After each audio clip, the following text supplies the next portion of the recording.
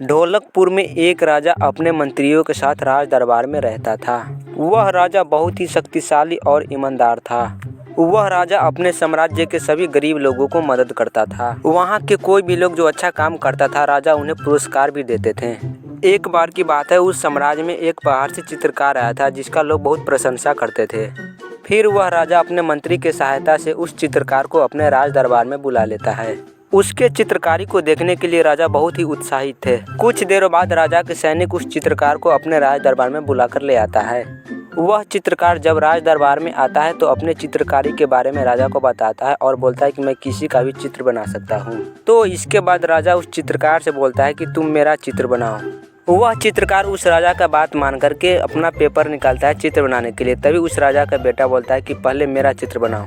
कुछ देरों बाद वह चित्रकार उस राजा का चित्र बनाना शुरू कर देता है और कुछ ही देरों में एक अच्छा सा तस्वीर बना देता है।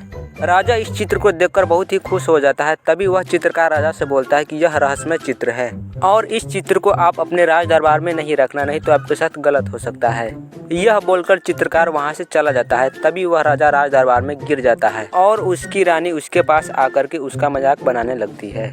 लेकिन राजा इन सब बातों पर ध्यान नहीं दे रहा था। एक दिन राजा का मृत्यु हो जाता है।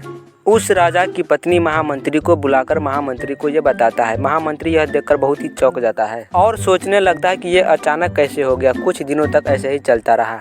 इसके बाद उस राजा का बेटा अपने साम्राज्य में चारों तरफ से सैनिक घेर देता है। एक दिन उस राजा का बेटा अपने मंत्री से बोलता है कि आखिर उस चित्रकार में क्या ऐसा रहस्य जो चित्र बनाने से उस व्यक्ति का मृत्यु हो जाता है। यह देखने के लिए उस चित्रकार को फिर से बुलाया जाता है और अपना पिक्चर बनाने के लिए बोलता है और वह चित्रकार फिर से उस राजा के बेटे का चित्र बना देता है। लेकिन राजा का बेटा उस चित्रकार को वहां से जाने नहीं देता है और उस चित्रकार से बोलता है कि कुछ दिनों तक हमारे ही साम्राज्य में रहना होगा। कुछ समय बाद उस राज दरबार में एक व्यक्ति अपना मुंह ढक करके आया था। उस व्यक्ति का नज़र जैसे ही राजा पर पड़ता है तो वह व्यक्ति वहां से भाग जाता है। लेकिन राजा को इस बात का पता भी नहीं चलता है।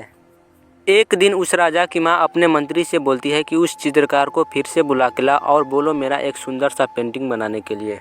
इसके बाद वह चित्रकार उसकी चित्र बना देता है, लेकिन उसकी चित्र उतनी अच्छी नहीं थी। कुछ देरों बाद पता चल जाता है कि उसके राज दरबार में इतना घटना हो रहा था यह किसी और की वजह से नहीं बल्कि उसके महामंत्री के वजह से। उस राजा के महामंत्री ही ये सब करवा रहा था।